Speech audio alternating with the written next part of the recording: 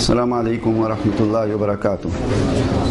الحمدللہ رب العالمین وصلی اللہ تعالی وسلم علی خیر خلقہ سید الانبیاء والمرسلین وآلہ الطیبین الطاہرین واصحابہ الاکرمین الافضلین ومن تبعہم بإحسان الی یوم الدین اجمعین، اما بعد،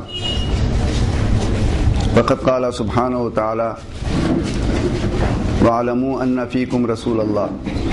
بزرگان محترم، معزز سامعین، اللہ تبارک و تعالیٰ کا ارشاد ہے، اس بات کو اچھی طرح سے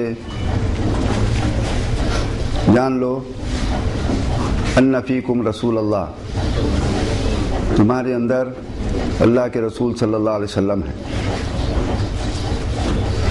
یہ اللہ کا اعلان اللہ کی طرف سے، اس کا اعلان اس بات کے لیے ہے کہ رسول پاک صلی اللہ علیہ وسلم کی خدمت میں، حضور کی حضوری میں اگر ہو تو اس کی کیا کیفیت ہوتی ہے، اس کی کیا حالت ہوتی ہے، اس کے قلب کی کیا اس کا اندازہ کر سکتے ہیں۔ وہ کیفیت ہمیشہ ایک مسلمان کی رہنی چاہیے۔ وَعَلَمُوا، جانو اس بات کو، قرآن پاک کی آیت ہے، أَنَّ فِيكُمْ رَسُولَ اللَّهِ، کہ تمہارے اندر، تم میں اللہ کے رسول موجود ہیں۔ رسول پاک صلی اللہ علیہ وسلم مدینہ منورہ کی طرف آپ کا قافلہ رواں ہے۔ مدینہ منورہ کو پہلے یثرب کہا جاتا تھا، اور یثرب اس کا نام حضور پاک صلی اللہ علیہ وسلم بدل دیے اور فرمائے کہ یہ طابہ ہے، طیبہ ہے اور مدینۃ الرسول ہے۔ یثرب اگر کوئی کہتا ہے تو وہ جرم ہے اور اس کو اس کا کفارہ دینا پڑتا ہے۔ تو پہلے اس کو یثرب کہا جاتا تھا۔ یثرب کے معنی آتے ہیں وبائی مقام، بیماریوں کا مقام۔ حضور پاک صلی اللہ علیہ وسلم تشریف لے جا رہے ہیں مدینہ طیبہ کی طرف، تو وہ وبائی نہیں رہا بلکہ خوشبو کا مقام ہوا، اور وہ پاکیزہ مقام ہو گیا، اور وہ مہکتا مقام ہو گیا، اور وہ مقام شفا ہو گیا، اور ساری وبائیں وہاں سے چلے گئیں۔ حضور خود فرمائے کہ تمام وباؤں کو حکم دیے مدینہ منورہ سے نکل جاؤ۔ تو یہ طیبہ ہے، طابہ ہے، مدینۃ الرسول صلی اللہ علیہ وسلم ہے۔ رسول پاک صلی اللہ علیہ وسلم کا قافلہ مدینہ منورہ کی طرف رواں دواں ہے، اور مدینہ منورہ سے اب بالکل قریب پہنچ چکے ہیں۔ تو رسول اللہ صلی اللہ علیہ وسلم مقام ارد میں جب پہنچتے ہیں تو بنی اسلم ایک قبیلہ تھا، اس قبیلے کے ایک شخص کو جس کا نام اوس بن حجر تھا، آپ حکم دیتے ہیں کہ تم جاؤ اور اہل مدینہ کو اطلاع کر دو کہ نبی پاک صلی اللہ علیہ وسلم پہنچ رہے ہیں۔ میں ایک بات آپ کو عرض کروں کہ یہ شریعت کا حکم ہے، کوئی آدمی گھر سے بہت دن تک باہر رہے اور گھر کو آ رہا ہے تو اچانک نہیں آنا چاہیے، بلکہ گھر والوں کو اس کی اطلاع دینا چاہیے، اور خاص طور پر رات میں نہیں آنا چاہیے۔ رات میں اگر آ رہا ہے تو پہلے سے پہلے اطلاع ہونا چاہیے۔ تو رسول پاک صلی اللہ علیہ وسلم مقام ارد سے روانہ کر دیے کہ جاؤ اطلاع دو۔ وہ صاحب پہنچتے ہیں اور اہل مدینہ کو خوشخبری سناتے ہیں۔ اب اہل مدینہ کے کیا کہنے، ان کے دلوں کا حال، اور فرط مسرت سے اور خوشیوں میں وہ جھومنے لگے، اور اب حضور پاک صلی اللہ علیہ وسلم کے آمد کے انتظار میں صبح و شام آنکھیں اپنی بچھا دیے تھے اور نظریں لگی ہوئی تھیں۔ روزانہ فجر کی نماز کے بعد قباء سے آگے نکل کر مقام حرہ میں اہل مدینہ کے جماعتیں حضور پاک صلی اللہ علیہ وسلم کے دیدار کے لیے، استقبال کے لیے نکل کے آنے لگی، اور دوپہر تک وہ مقام حرہ میں ٹھہر جاتے تھے۔ مکہ مکرمہ سے مدینہ طیبہ میں داخلے کا راستہ قباء سے آتا ہے، قباء سے ہی داخلہ ہوتا ہے۔ تو قباء کے باہر جماعتیں کھڑی ہوتی تھیں، افراد کھڑے ہوتے تھے، بچے کھڑے ہوتے تھے، اور لوگ انتظار میں اپنی آنکھیں لگائے ہوئے تھے، دوپہر تک انتظار کرتے۔ سخت گرمی کا زمانہ تھا، یہ ربیع الاول کا مہینہ، سخت گرمی کا زمانہ۔ دوپہر تک ٹھہرتے، گرمی جب زیادہ ہو جاتی تو پھر اپنے گھروں کو واپس چلے جاتے۔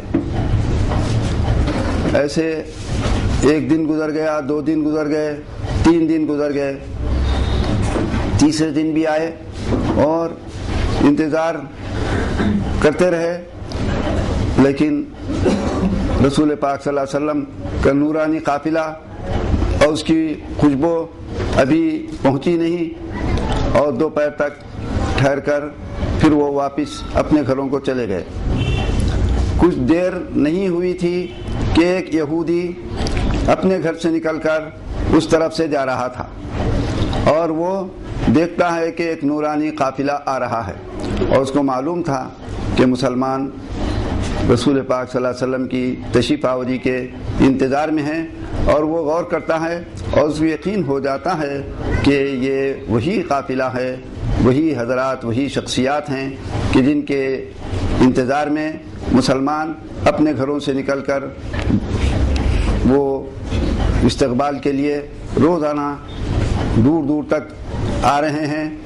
تو وہ اس پر ایک کیفیت طاری ہوتی ہے، حضور پاک صلی اللہ علیہ وسلم کی جو جھلک دور سے اس کو نظر آتی ہے، تو کہتے ہیں کہ اس پر جو کیفیت طاری ہوئی تو وہ پکارنے لگا، بے ساختہ کہنے لگا، یا معاشر العرب ھذا صاحبکم الذی تنتظرون، کہ اے عرب دیکھو یہ تمہارے صاحب آ گئے جس کے تم انتظار میں ہیں۔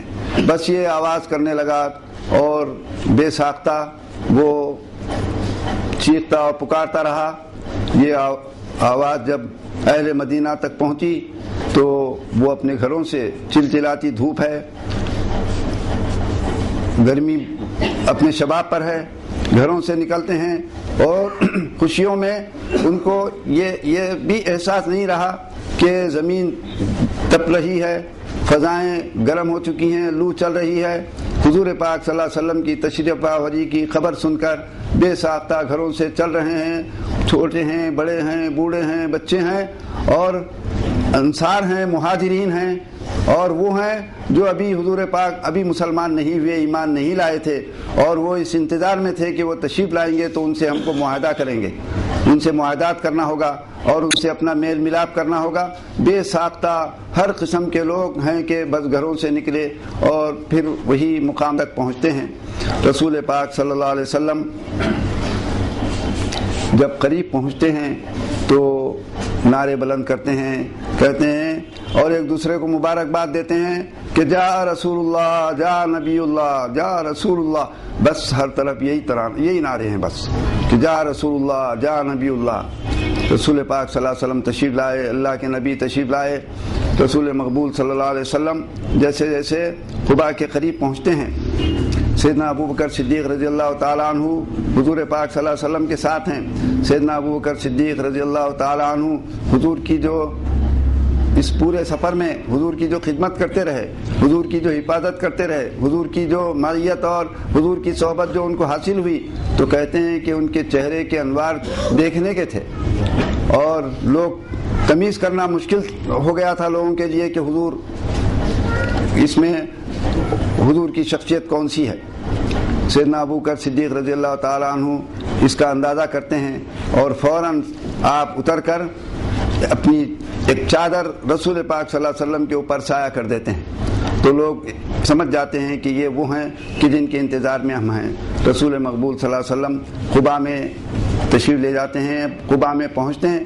قبا کا جو قبیلہ تھا قبیلے بنی عمرو بن عوف کہلاتا ہے۔ بنی عمرو بن عوف نہایت مشہور قبیلہ ہے اور یہ قبیلہ قبا کے اندر بڑا مقام رکھتا تھا۔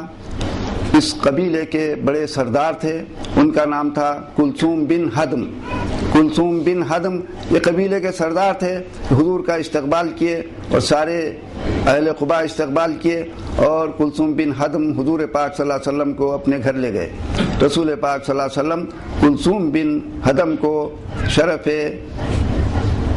ضیافت کا موقع عطا فرمائے اور ان کے گھر میں رسول پاک صلی اللہ علیہ وسلم تشریف فرما ہوئے۔